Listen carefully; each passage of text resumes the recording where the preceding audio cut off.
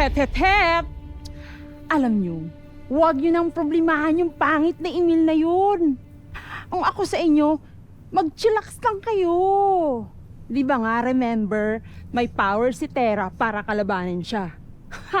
At kayo naman, ibinilin sa akin ni Sangre Terra at ako, ang magtatanggol sa inyo. Alam mo, pagbalik ni Tera, sigurado ako makakatanggap ka ng award. Dahil sa gawa mong tungkulin mo. Tambi, talaga bang walang paraan para madalaw ko ang anak ko ron? O kaya makausap. Miss ko na talaga siya eh. Ihinay mo na. Sorry po. Wala pa pong video call at saka internet connection doon. Kumusta na kaya si Tera?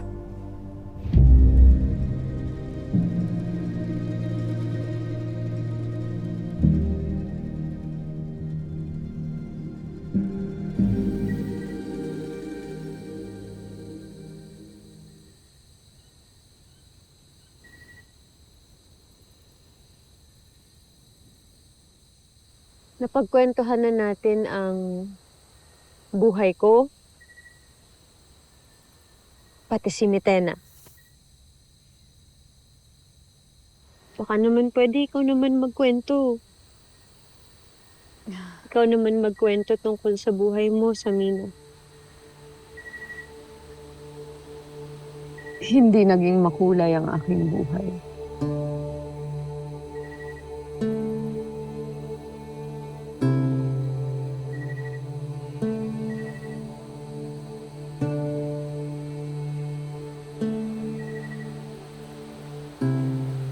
Naniniwala ka ba na ang lahat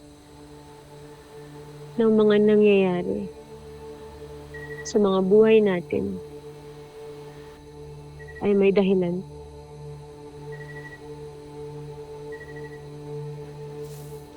Ako kasi, naniniwala ako.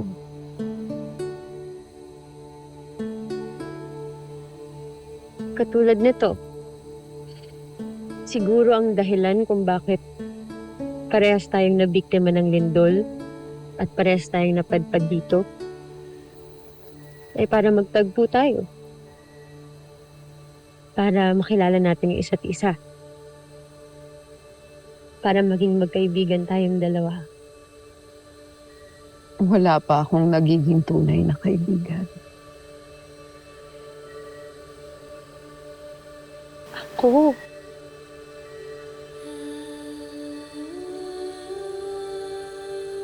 Pwede mo akong maging kaibigan. Ngayon pa nga lang magkaibigan na tayong dalawa eh.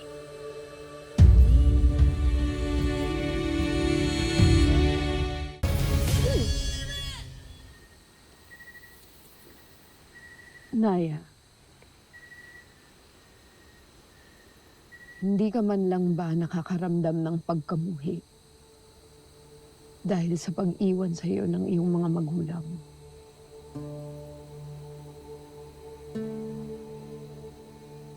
Hindi. Dahil naiintindihan ko ang dahilan nila. Walang sapat na dahilan upang iwan at talikuran ang sariling anak.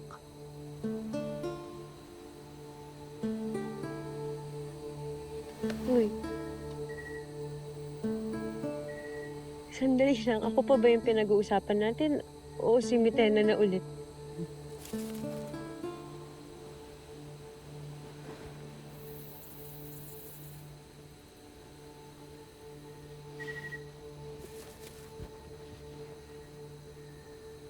Masakit naman talaga yung mga pinagdadaanan ni Mitena.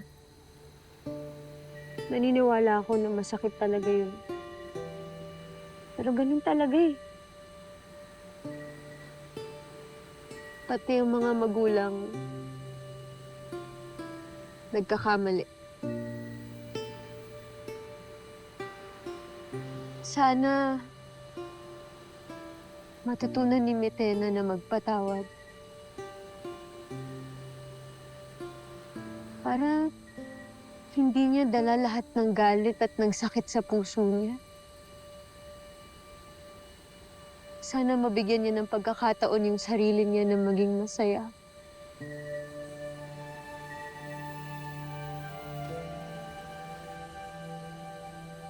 Pinapahanga mo ko, Naya.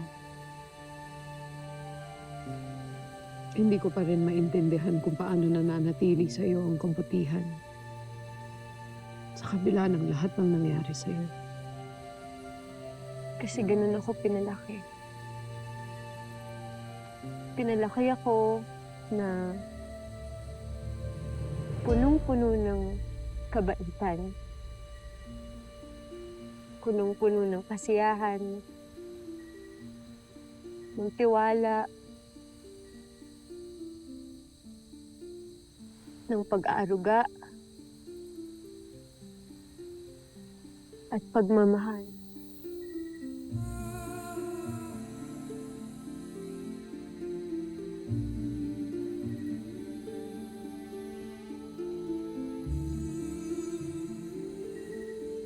Miss ko tuloy sila.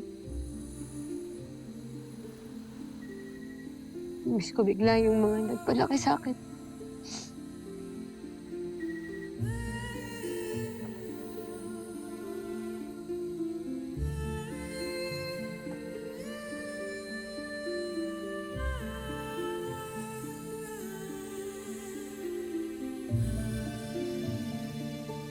Huwag mong hayaang gumuhit ang mga luha sa iyong mukha.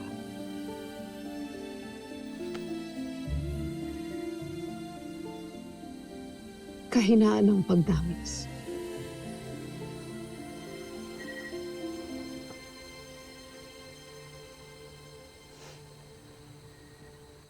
Hindi sa lahat ng pagkakataon. Minsan kapag umiiyak ka para sa isang tao, nangangahulugan lang yun na mahalaga siya sa'yo.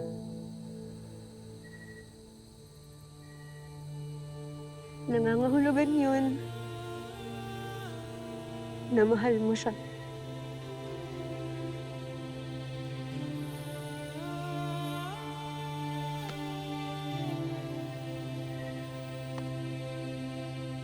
Maniwala ka sa akin. Hindi kahinaan ng umiyak.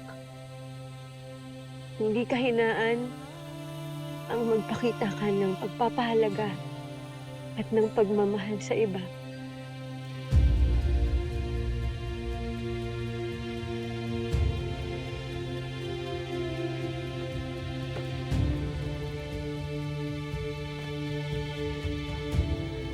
Kawawa ka naman, baka nilalamig ka palalo.